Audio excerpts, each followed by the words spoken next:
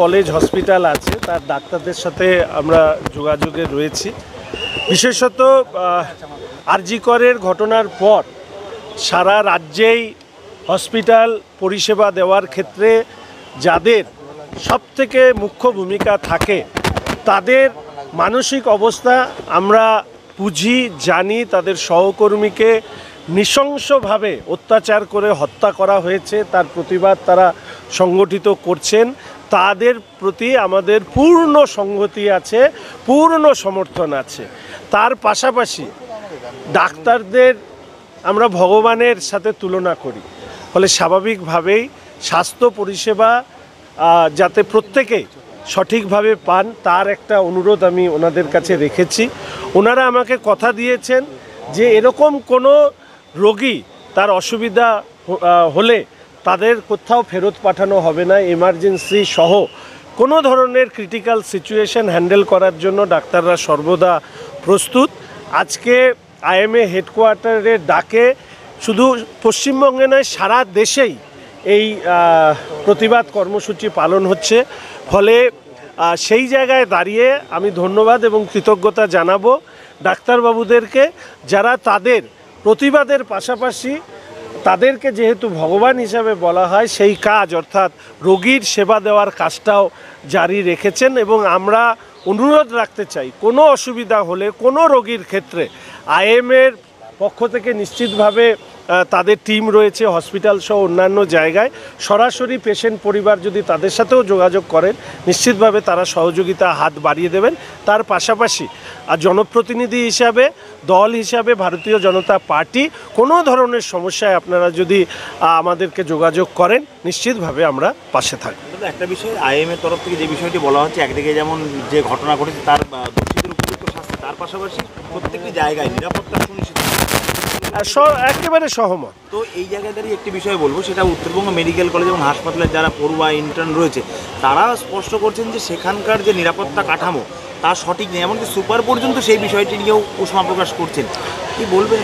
দেখুন, আমি তো বারংবার মেডিকেল কলেজে যাই, হসপিটালে যাই, আপনারা জানেন, সুপারদের সাথে আমি কথা বলি। অনেক দুর্বলতার একটা বড় কারণ হচ্ছে স্বাস্থ্য ব্যবস্থা পরিচালনা করবার যে মুখ্য জায়গা, স্বাস্থ্যমন্ত্রী হচ্ছে মুখ্যমন্ত্রী। ফলে উনি স্বাস্থ্য দপ্তর হোক, স্বরাষ্ট্র দপ্তর হোক, পুলিশ দপ্তর হোক, জমি, ল্যান্ড, এই সমস্ত ভারী ভারী দপ্তর ওনার হাতে আছে, কিন্তু কোনোটাই উনি সঠিকভাবে পরিচালনা করতে পারছেন না। আর এই পরিচালনা না করতে পারার কারণেই কিন্তু এই গ্যাপগুলো আছে। আমি সব জায়গায় রাজনীতি করি না, রাজনীতি করাটা আমার মুখ্য উদ্দেশ্য নয়। সেটা হচ্ছে যে মাননীয় মেয়র সাহেব গৌতম বাবু হচ্ছে নর্থ বেঙ্গল মেডিকেল কলেজের তিনি রোগী কল্যাণ সমিতি বা চেয়ারম্যান,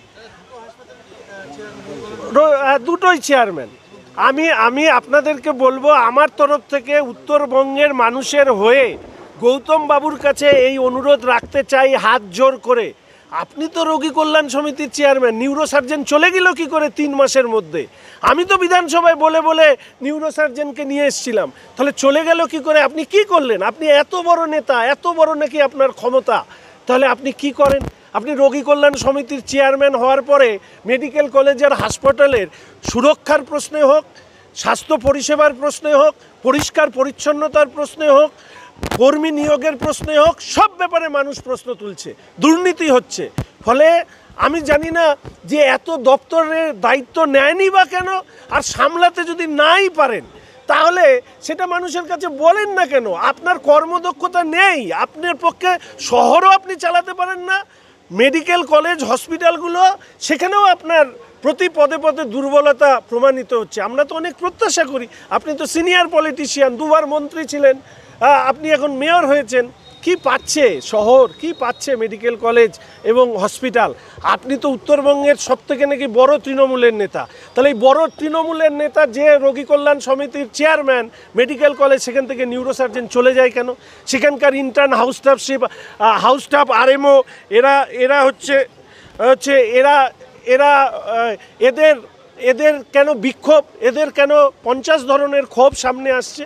ফলে আমি অনুরোধ করব, গৌতমবাবুর নিজের অনেক বড় ক্ষমতা আছে, তিনি কথা বলুন মুখ্যমন্ত্রীর সাথে, কথা বলে সমস্যার সমাধানের চেষ্টা করুন। না হলে আমরা মুখ্যমন্ত্রী পদত্যাগের দাবিতে আন্দোলন করছি, আমরা চালাচ্ছি, মানুষই তাহলে বাধ্য করবে মুখ্যমন্ত্রীকে বিদায় নিতে।